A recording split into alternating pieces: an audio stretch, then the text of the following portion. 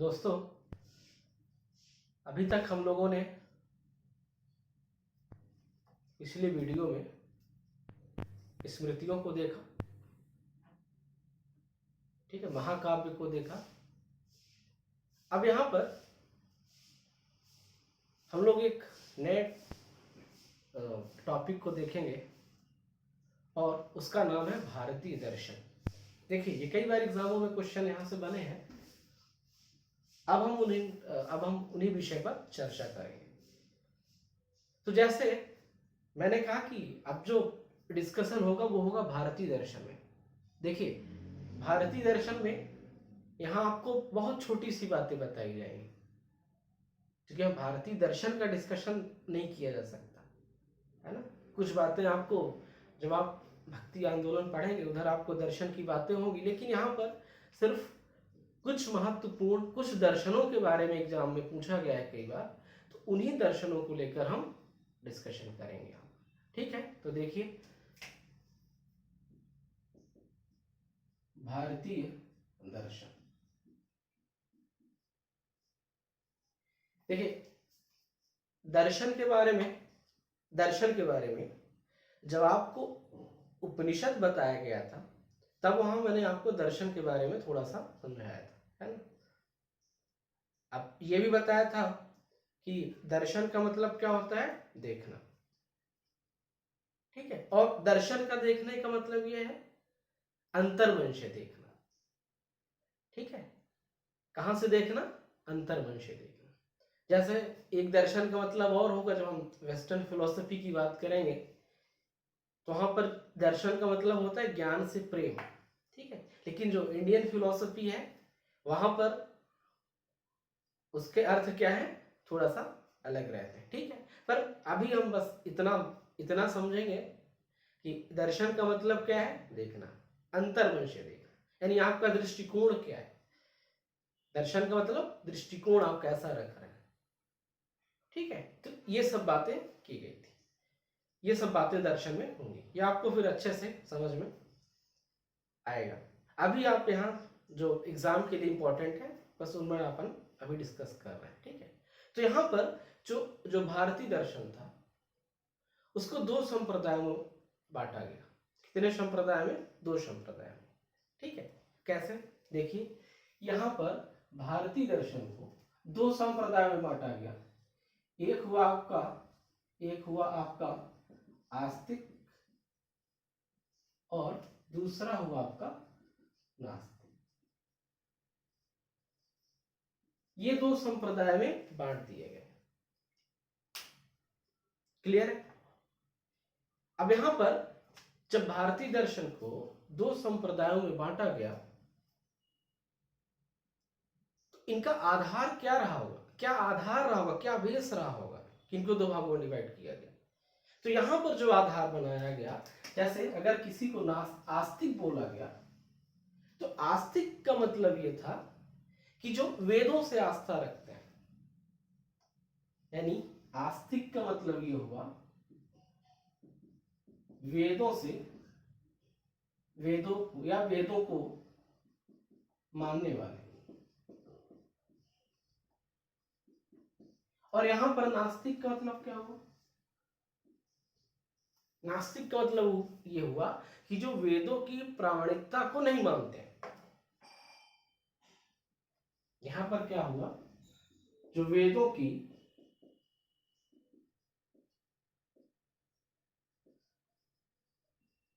प्रामाणिकता को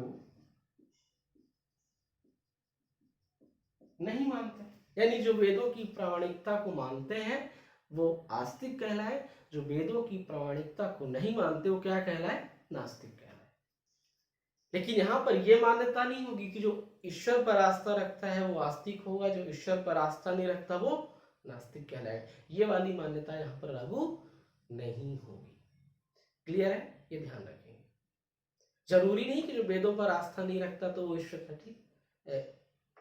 ठीक है, वेदों का अगर कोई विरोध भी किया है तो उनके अलग मत थे, वो उनके जो उनका जो विरोध था, उन विरोधों के कारण या रीजन अलग थे। उनको उन्होंने सत्य भी करने का मतलब उनको प्रूव भी करने का प्रयास किया।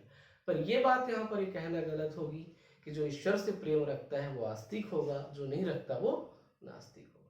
क्लियर है? चलिए अब यहाँ पर ये देखना है कि आस्तिक क्या क्या कौन कौन थे और नास्तिक कौन कौन थे। ठीक है, तो जैसे जब हम नास्तिक में बात करते हैं, जब हम नास्तिक में बात करते हैं तो नास्तिक में आपको तीन बातें समझ में आएंगी। वो बातें क्या होगी? वो बातें होगी कि नास्तिक कौन कौन था, वो कौन थे जो वेदों पर आस्था नहीं रखते थे या जो वेदों की प्रामाणिकता को नहीं मानते थे। तो जैसे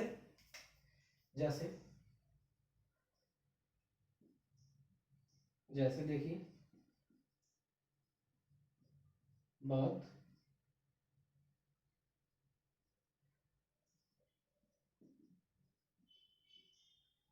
ठीक है, इसके बाद आपने देखा जैन, और इसके बाद आपने देखा चारवाक।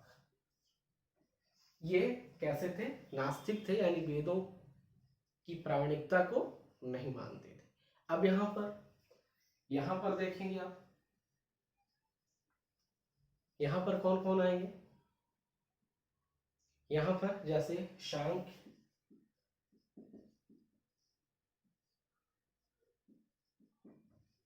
सांख्य दर्शन, योग दर्शन, कौन कौन हो गए? सांख्य दर्शन है ना, योग दर्शन, न्याय दर्शन,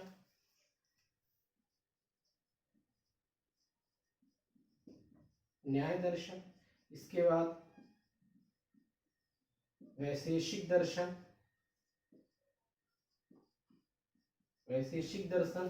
इसके बाद पूर्व मीमांसा,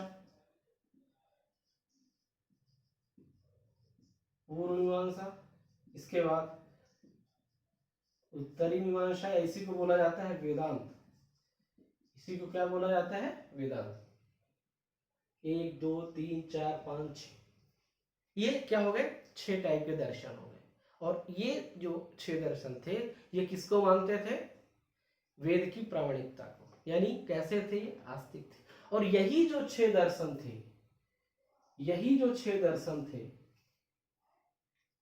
इन्हीं 6 दर्शनों को बोला गया, क्या बोला गया भाई? षड दर्शन। क्या बोला गया? इन्हीं 6 दर्शनों को बोला गया षड दर्शन। और यही चीज आपसे एग्जाम में पूछी जाती है। यही मुझे बताना, किसके बारे में बताना था मुझे? षड दर्शन के बारे में। तो क्या है षड दर्शन? वेदों को मानने वाले, यानी वेदों की प्रामाणिकता को मानने वाले। अब यहां पर एग्जाम में पूछा जाता है कि इनके प्रतिपादक कौन कौन थे। अब इस बात पर हम लोग डिस्कस करेंगे। तो आपने षड दर्शन समझा क्या है, कैसे है? ये वो दर्शन है जो वेदों की प्रामाणिकता को मानते। क्लियर है? 6 थे तो इनका नाम क्या हो गया? षड दर्शन। क्लियर है? अब देखिए, अब यहां पर जो सांख्य दर्शन है, तो इसके नाम से क्लियर हो रहा। सांख्य मतलब संख्या। सांख्य मतलब क्या? संख्या। यानी इसका मतलब यह हुआ कि इसका अर्थ क्या हुआ? संख्या संबंधी। इसका अर्थ क्या हुआ? संख्या संबंधी या विश्लेषण विश्लेषक। ठीक है। अच्छा, यहां पर संख्या का मतलब क्या हुआ? यहां पर संख्या का मतलब यह हुआ कि यहां पर 25 तत्वों की बात की गई थी। कितने तत्वों की? 25 तत्वों की बात की गई थी। ठीक है। और वो तत्व जैसे प्रकृति है ना, जो प्रकृति, जल है ना, आसमा, पृथ्वी, इन सब बातों का डिस्कशन था। तो कुल मिला के 25 तत्वों की बात की गई। तो क्या संख्या थी यहाँ पर, इसको क्या बोला गया? सांख्य दर्शन। ठीक है, अब जो सांख्य दर्शन था भारत का सबसे प्राचीन दर्शन था, भारत का सबसे प्राचीन क्या था, दर्शन था। और इसके जो प्रतिपादक थे, बहुत इंपॉर्टेंट है, कई बार एग्जाम में चीजें पूछी गई हैं, इनके जो प्रतिपादक थे, तो इनके प्रतिपादक का नाम था, इनके प्रतिपादक का नाम था, क्या नाम था भाई, नाम था कपिल मुनि।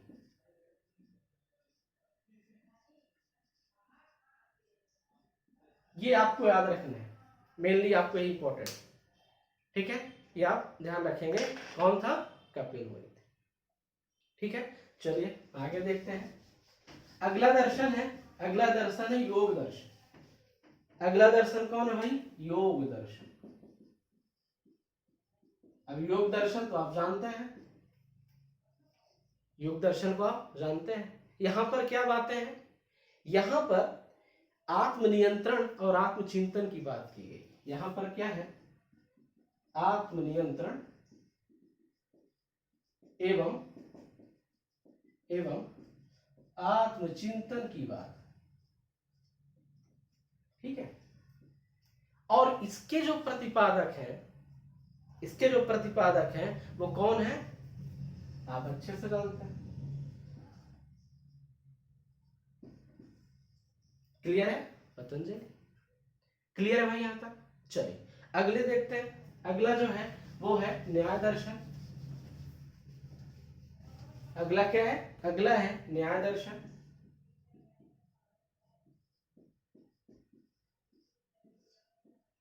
अच्छा, यहां पर जो न्याय दर्शन होगा, न्याय दर्शन किसको माना गया है, यहां पर सत्य की खोज को न्याय माना गया है। किसको, सत्य की खोज को क्या बोला गया है, न्याय बोला गया है। ध्यान रखना, यहां पर सत्य की खोज को न्याय कहा गया, सत्य की खोज को न्याय कहा गया। किसको, सत्य की खोज को। क्लियर है। अब यहां पर एक्चुअली यहां सत्य के लिए कुछ और बातें बताई गई कि जैसे प्रत्यक्ष, अनुमान, है ना, उपमा या शब्द प्रमाण, इन सबको सत्य के बारे में बताया गया, पर इतना अपन को उसमें डीप में जाने की जरूरत नहीं, बस आपको इतना ध्यान रखना है। ठीक है, दूसरी बात यहां पर ईश्वर को सृष्टिकर्ता माना गया। यहां पर ईश्वर को सृष्टिकर्ता माना गया। और इसके जो प्रतिपादक थे, एग्जाम में हजारों बार पूछा जा चुका है ना, कि प्रतिपादक थे वो थे अक्षपाद गौतम। वे थे अक्षपाद गौतम। ये आपको बिल्कुल नहीं भूलना भाई, इनके प्रतिपादकों को। ठीक है, चलिए अब अगला देखते हैं। और अगला है आपका वैशेषिक। अगला क्या है, अगला है वैशेषिक। अच्छा, वैशेषिक क्या है, वैशेषिक में कुछ नहीं है, यहां पर यथार्थवादिता की बात की गई। किसकी, यथार्थ की बात की गई, यानी यहां पर जो कुछ बातें होंगी सब कैसी होंगी, रियलिस्टिक होंगी। सब कुछ रियलिस्टिक, एवरीथिंग, मतलब यहां पर यथार्थ होगा। ठीक है, सत्यता होगी, उसी का विश्लेषण किया गया। ठीक है, यहां पर इसमें क्या क्या बातें की गई हैं, यथार्थ की बातें की गई है, यथार्थवादी। वाद का मतलब ही होता है विचार। ठीक है, तो यहां पर क्या है, यथार्थवादी विश्लेषण, यथार्थवादी विश्लेषण। क्लियर है। इसके बाद इसके जो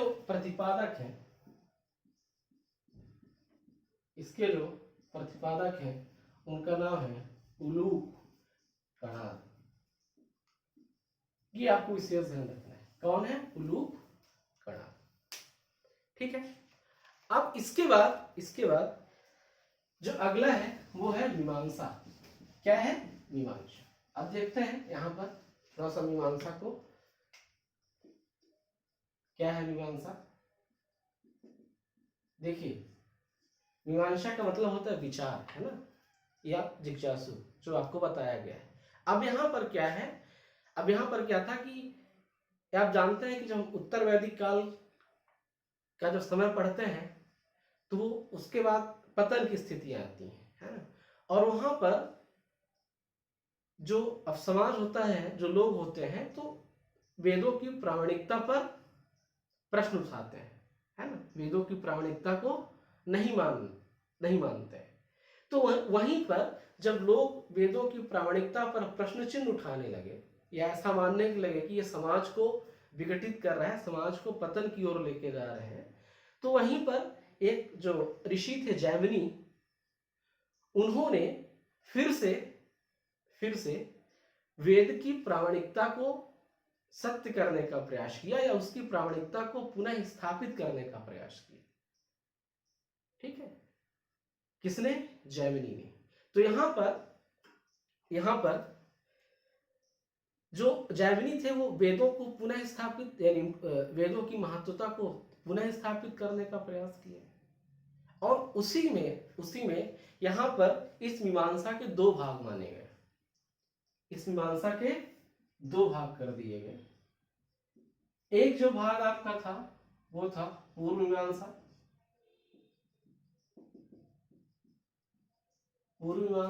और जो दूसरा भाग हो गया आपका वो उत्तर मीमांसा, या जिसको क्या बोला जाता है? वेदांत।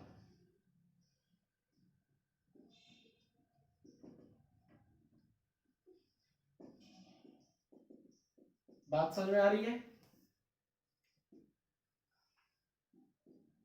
अब देखिए यहां पर, अब इस जो पूर्व मीमांसा आपका था, ठीक है, ये आप जानते हैं कि मीमांसा पूरी तरह वेदों पर आधारित है। किस पर?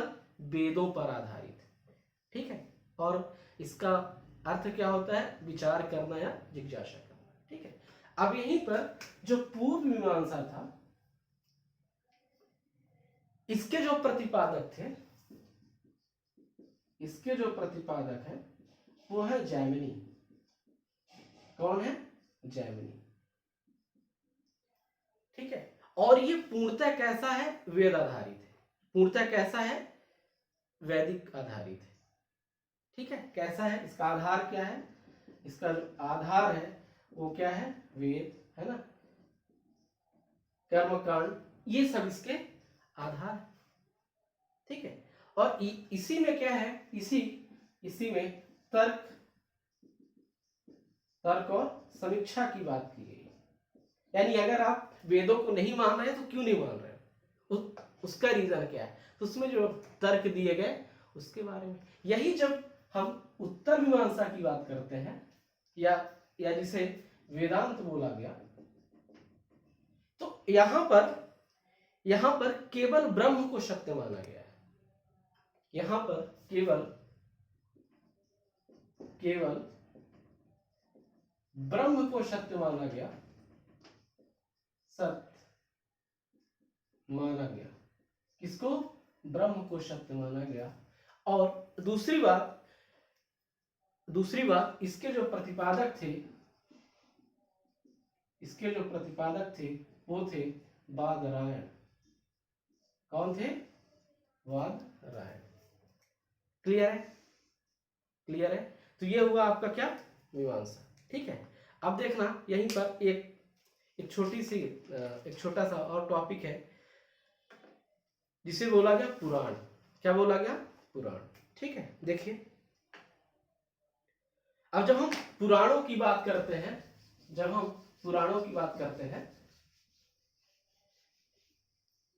तो पुराणों में क्या है? पुराण का मतलब क्या हुआ? पुराण का मतलब क्या हुआ? पुराण का मतलब यह हुआ कि प्राचीन वर्ण। पुराण का अर्थ क्या हुआ? पुराण का अर्थ यह हुआ प्राचीन वर्ण। ठीक है, अब यहां पर पुराणों की संख्या कितनी बताई गई है? पुराणों की जो संख्या बताई गई है वो बताई गई है 18 पुराण थे। ठीक है, अब इसका विषय क्या है? अब इस पुराण का विषय क्या है, इसमें क्या क्या है तो देखिए, इसमें किस किस बातों का वर्णन किया गया है।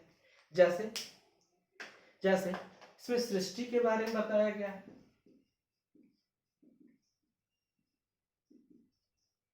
सृष्टि के बारे में बताया गया है। ठीक है, सृष्टि कैसी थी। दूसरी बात, राजाओं और ऋषियों के बारे में बात की गई है। यहाँ पर राजाओं एवं ऋषियों के बारे में यहाँ पर बातें की गई है। ठीक है, इसके बाद यहाँ पर राजाओं की वंशावली भी है। ये जो राजा हैं इनकी वंशावली भी है। अब उस वंशावली में जैसे जैसे आपके 7 वाहन हो गए, है ना, शुंग हो गए, नंद, मौर्य, इन सब वंशों की बातें कहाँ है, यहाँ पर की गई। ठीक है, और इसके साथ साथ इसमें इसमें प्राचीन भारत के इसके साथ साथ इसमें प्राचीन भारत की राजनीतिक, सामाजिक और भौगोलिक यानी पॉलिटिकल, सोशल और जियोग्राफिकल, इन